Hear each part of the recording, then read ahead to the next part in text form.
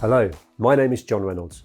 On this episode of Extraordinary Life Stories, I'm talking with entertainment industry pioneer Simon Morris.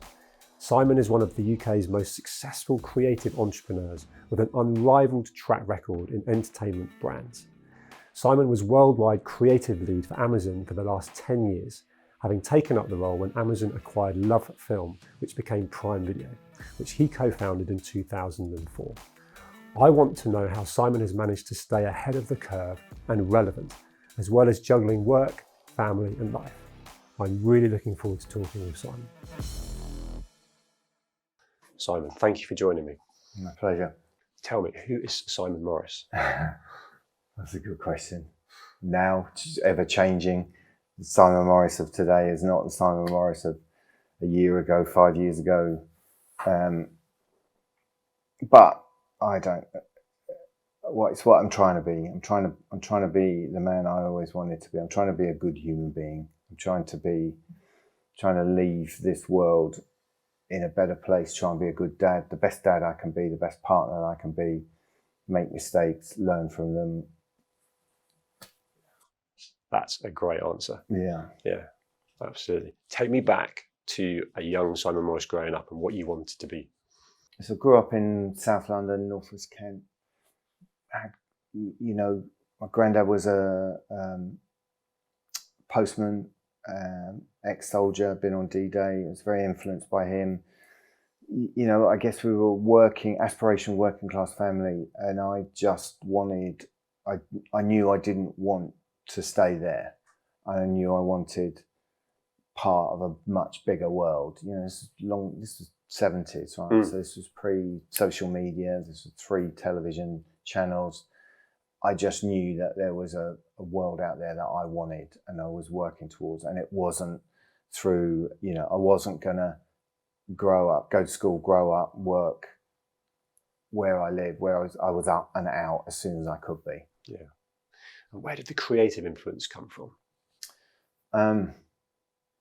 I had an uncle that had got a job in advertising and was doing some quite creative stuff, and a gun went off in my head. Then I realised that you can have a working career that isn't an accountant or a bank manager or a lawyer. You can have a working career that is you can have a job that is a creative job, and I was working towards that. And were you the kid that was always drawing or vivid imagination, or was it just? No, look, I've got a lot of limitations. I'm colourblind. Terrible at maths. Failed my maths O level 4 times.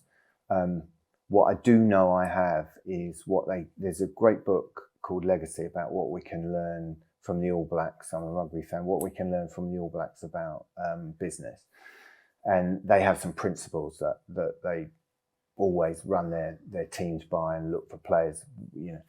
And one of them is, I think they call it the gift of visualization, and I definitely know that's one of my strengths. I can see something, and by which I mean I can see a business model. If I'm trying to solve a problem, I often draw it as a picture in my mind. When I'm in conversation, I'm always trying to draw a diagram to figure it out. So I translate everything into visual, and I realize that I can edit films in my head.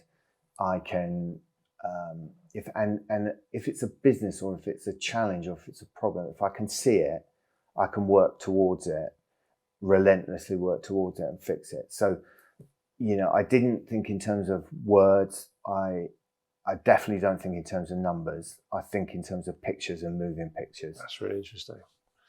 And that creative flair that ultimately has become your career. Yeah. There's a mix of entrepreneur as well as having worked as MD and CEO within different companies. How have you blended that and how have you made that work, particularly fast forwarding to co-founding Love Film? Yeah. And then Amazon ultimately buying that. Yeah. And then you staying 10 years within Amazon, which you could argue as part of you probably felt unemployable, and yet actually how well that worked, which is testament to Amazon and to you. Oh, look, there's a few people at Amazon. There's a guy called Neil Lindsay, who was my boss, Jeff. It's just around some really good people that Neil in particular saw, they didn't put me in a box, and they gave me freedom to solve problems and to think big. If you want to crash course in how to run a business, learn the Amazon leadership principles that are out in the public domain. Just Google them. And when they first talked to me about those, I thought, what is this? Some kind of handbook or restriction or rule book? It's not. It's a template for how to build a business and how to think as a business person and as a leader. And great things within that. And so you're right. I thought when Amazon acquired LoveFilm, I thought I'd be gone quite quickly. I thought I'd be out of here within 3 to 6 months, either by their choice or my choice, and ended up doing 10 years and ended up doing great things, traveling the world, and having the support and encouragement to be as creative as possible and solve big business problems through creativity and measuring it, which is something, the old expression, half my advertising budget is wasted, I just don't know which half it is.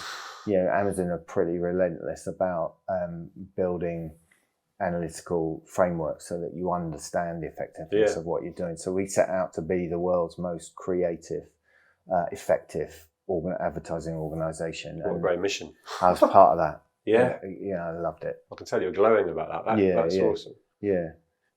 I've skipped past some serious milestones in experience. Right. I don't know how you want to capture that from Ginger TV, Sonic the Hedgehog. Yeah. Do you want to give me a bit of a reel?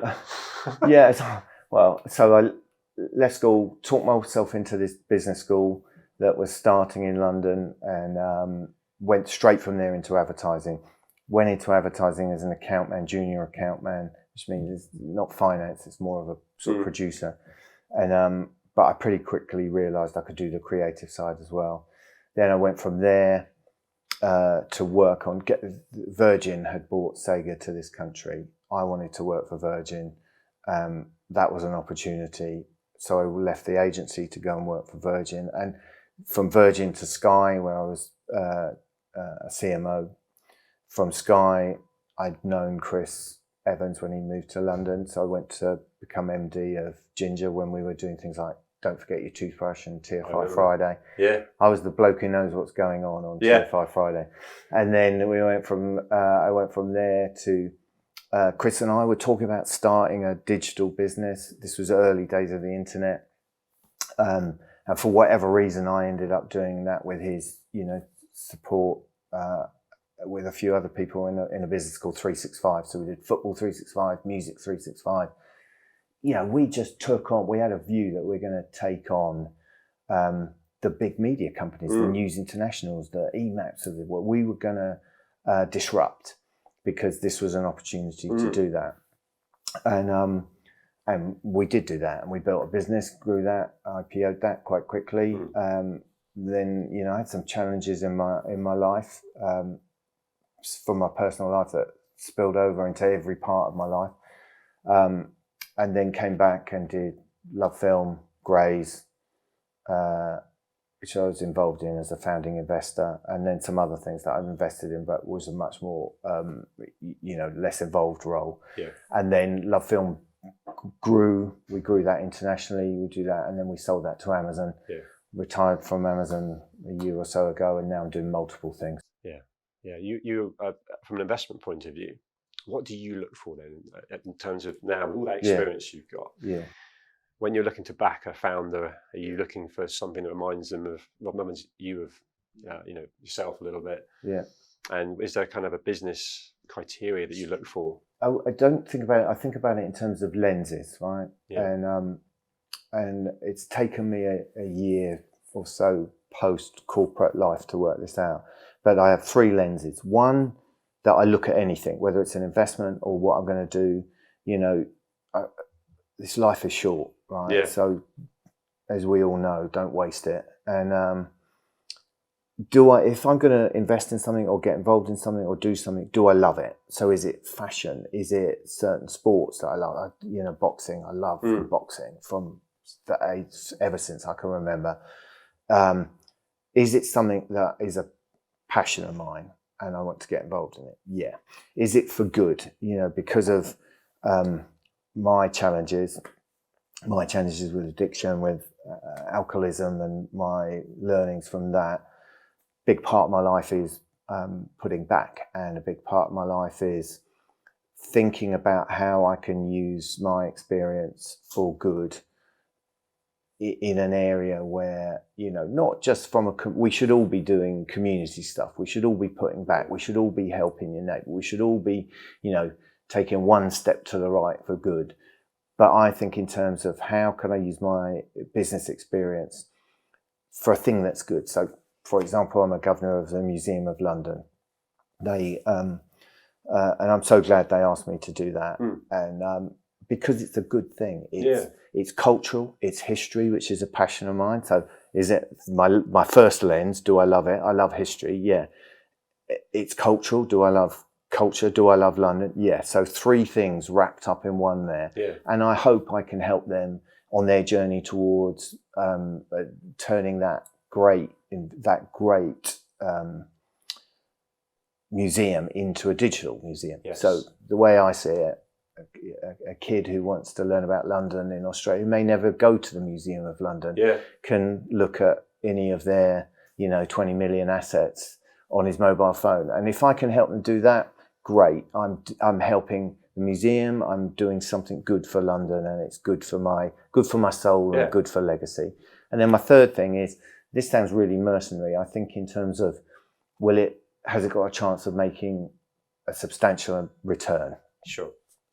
By that, I mean, it's easy in life to be a busy fool. If you're naturally curious and if you're entrepreneurial, it's easy to be a busy fool. And, they often say a salesman is the best person to sell to is a salesman, because he wants to listen to your sales pitch, right? That's true in terms of entrepreneurial and business ideas. I often, I like the idea. I'm curious. I like the idea of lots of what I hear. So I have to apply filters to that to make sure that I'm not being a busy fool. So those are my criteria. Do I love it? Is it for good? Yeah. And is it going to make a substantial return? Yeah.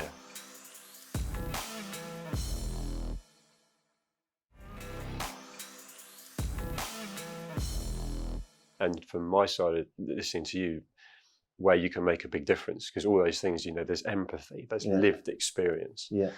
And actually, you've been very open in context of just mentioning the addiction. Yeah. And that's been something you've fought all your life. Yeah. As 2 guys talking now, that probably isn't something that would have happened 10 years ago, or you tell me it's sort of a taboo. And I think that's really relatable. And I think we're filming in the Jack studio, JAQ, Just Ask a Question, the social media mental health platform, where it's such a more encouragement to just be normal. If we'd done a workout this morning with a personal trainer, I'd happily admit that I'm a bit sore in the calves, and so I maybe wouldn't admit I had therapy, or I'm struggling with you've got my mental depression, health. or yes, or feels like that to you would be a very relatable conversation you'd be happy to have. Yeah. Is that fair to say? Look, if I could give the most valuable thing I think I've ever learned is that the opposite of addiction, alcohol addiction, drug addiction, workaholic, food, OCD, sex, to me, the opposite of those addictions is not the seemingly obvious. So the opposite to addiction is not sobriety. The opposite to addiction, drug addiction, is not cleanliness. The opposite is connection. So when you've gone into, it's my experience, when you've gone into a full-blown addiction, you've completely lost the ability to connect with yourself, other human beings, your environment, everything around. You've lost that ability, and you've gone inwards, and it's become they often talk about it as a disease of self. So things like Jack are amazing, things, and I love the revolution that's happening in the world's acceptance now of talking about normalizing mental health. I wish I'd known that I was just 25 years ago. But I didn't, and I learnt the hard way, and Yeah. I nearly died. And so it behooves me to, I haven't had a drink for 22 years. I could look at my phone and tell you 22 years.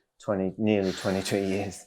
And if you knew me back in 2001, I was a world-class addict, and I'd lost everything. Everything I'd built and worked for, I'd lost. My family, self-respect, my health, I'd lost it all.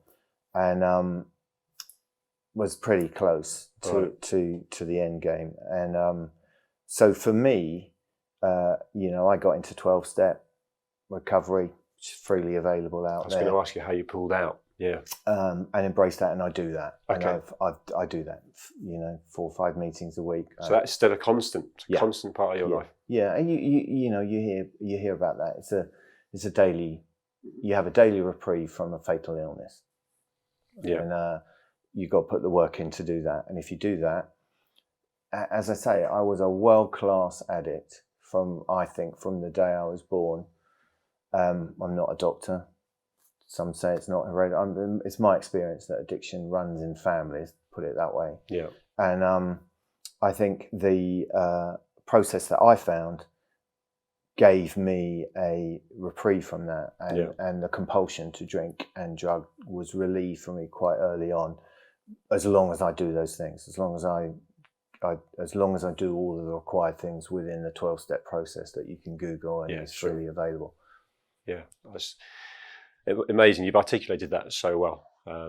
So thank you, because I know it takes you back to a time that was tough. But I mean, the fact is that it's an interesting one, because there's information from doctors, from a Google search, and all of that's accurate information. But to have it relatable from someone that's been there and then actually can talk through it is, for me, that's big why behind the program. I can learn people. It's the weirdest thing about when you've had, for me, or everything that I did and achieved up until 2001, and then nearly lost, because of my addictions. Yeah, pales when I think about the best years that I've had since then. I kind of got myself into a state where I thought that I was creative because I'd had a drink. I was far more free and easy because I had got alcohol. Sure. I've learned that that's nonsense. No. I'm compulsively lateral thinking. Yeah. I think as we said, I think in terms of pictures. And I'm just way more efficient. Yeah. Without a drink of me, and so that kill that myth quite quickly. Yeah. You don't need. That's powerful for people. I know people around me that I genuinely think they're a better person for having a drink. So I think that's an inspiring thing to say. And you mentioned, from an achievement point of view, I was going to ask you what your greatest achievement is, because there are so many things: 3 Emmy Awards, countless nominations, milestones. Yeah. What would you say is your greatest achievement? I think this is going to sound soppy. Being a father to my kids and being with Helen and the family and I like to think helping other people, trying to if I've got a £20 note and I give you a £20 note, I might feel better about giving you a present, but you've got the benefit of the £20 note. Right? Sure. If I've got some learned experience the hard way, and I've had some recovery and I've rebuilt my life and good things have happened to me. If I pass that on to you, you've got it and I keep it.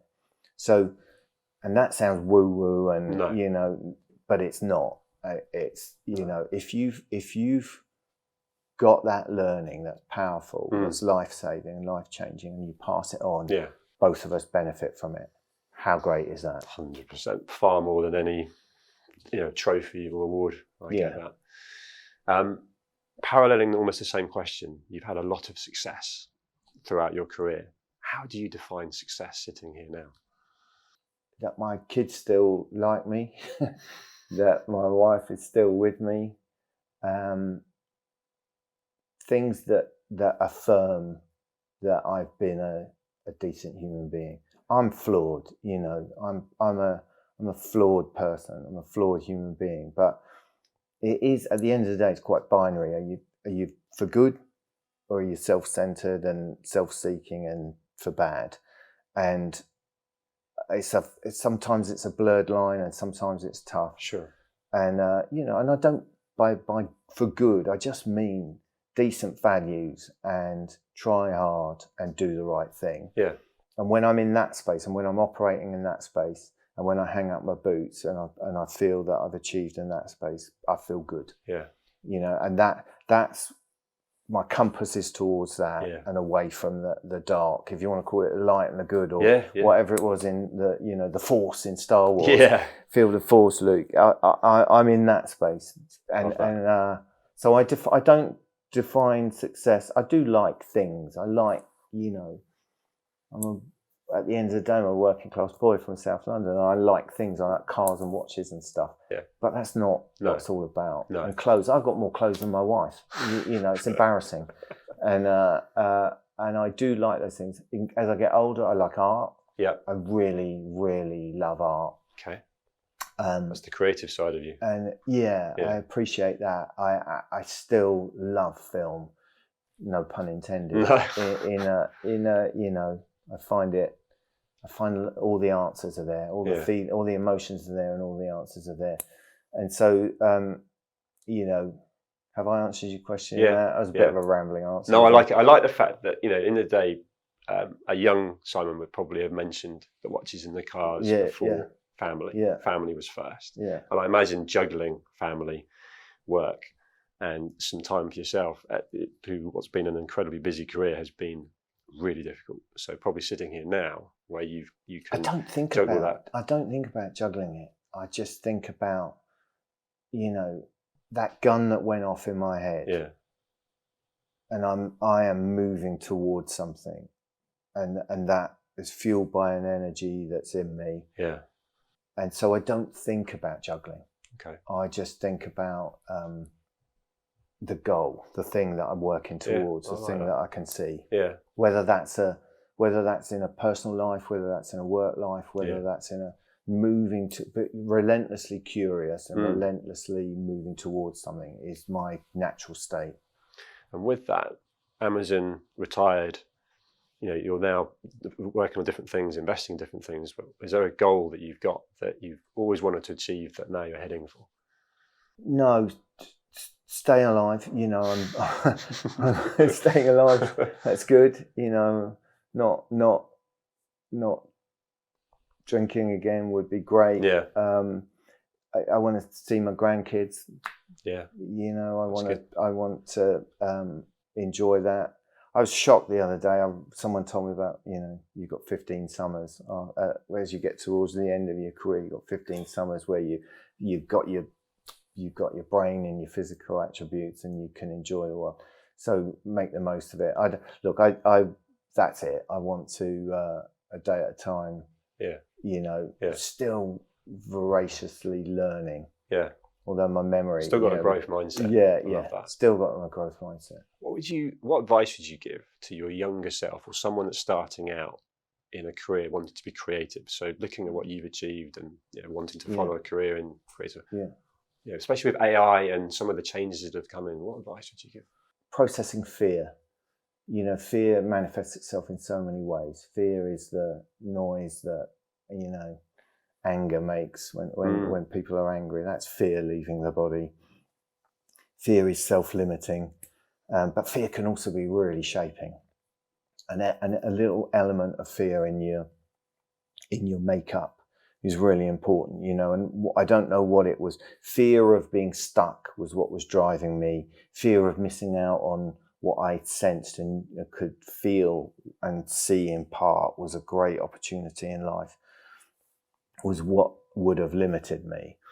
And conquering fear is everything, right? Using fear to fuel you and drive you forward.